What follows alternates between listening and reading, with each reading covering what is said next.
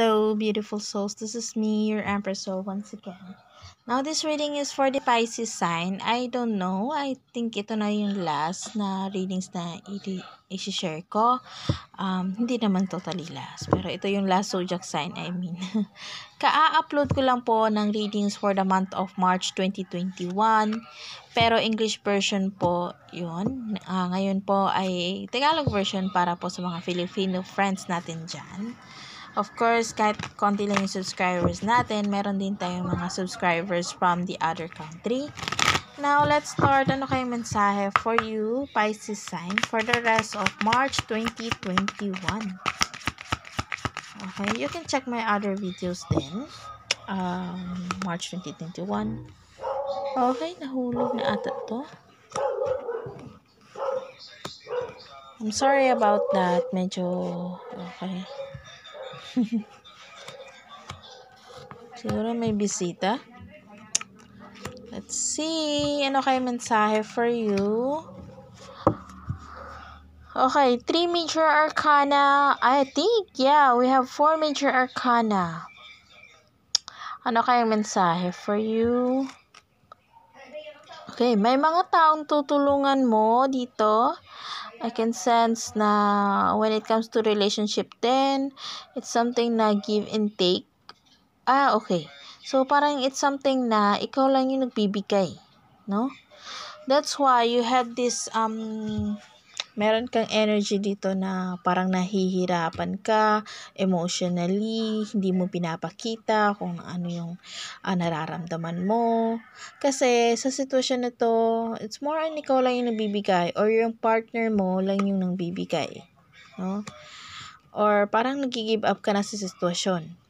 The Magician is something na matalino ka naman. Alam mo naman kung ano yung kakayanan mo, kung may talent ka. Pero nagpapadala ka sa emotional mo, sa emotional side mo. The Ace of Cups is emotion.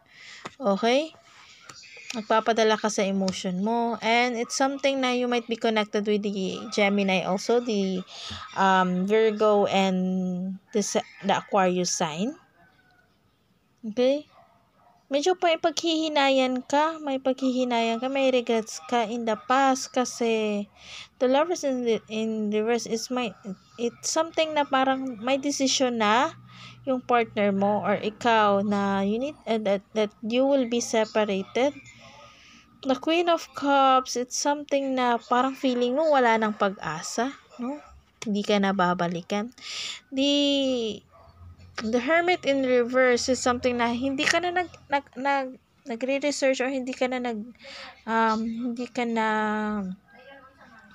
sometimes it means the Five of Cups is something na may nawala sa buhay mo na sobrang nanghihinayang ka, or something na it might be a loss of a person or a thing, no?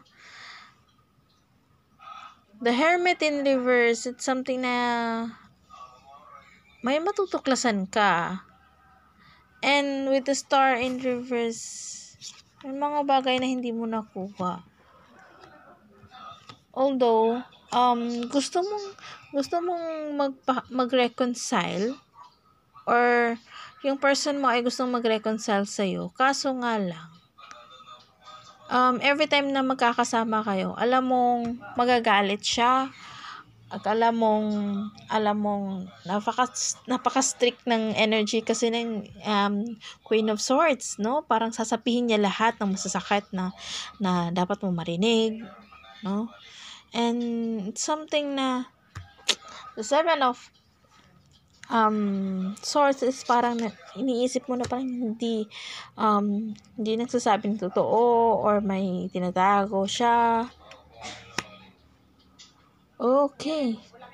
Five of Wands, it's something na may disagreement kayo, hindi kayo nagkakaunawaan. And the Empress in reverse, it's something na if this person is pregnant, medyo maselan yung pagkabuntis niya, or it's something na I hate to say this, pero a loss of a child kasi to, no? And or a loss of a marriage, no? Yung mga promises nyo ay hindi nangyari, yung mga pinapangarap nyo, yung mga gusto nyo, yung mga plano nyo in life is hindi nangyari. Pero it's a realization sa'yo kasi we have the Ace of Pentacles right here. Realization to kasi even though hindi mo nakuha yung justice na inaasa mo o hindi mo nakuha yung mga gusto mong outcome, okay? Hindi tugma para sa iyo, hindi in favor para sa iyo. Magiging successful ka naman. It's better na ang isa to sa mga realization na you need to stand up for yourself also, no? Kailangan mong magplano, kailangan mong mag-business kasi ang Ace of Pentacles, ito yung mga marunong sa business.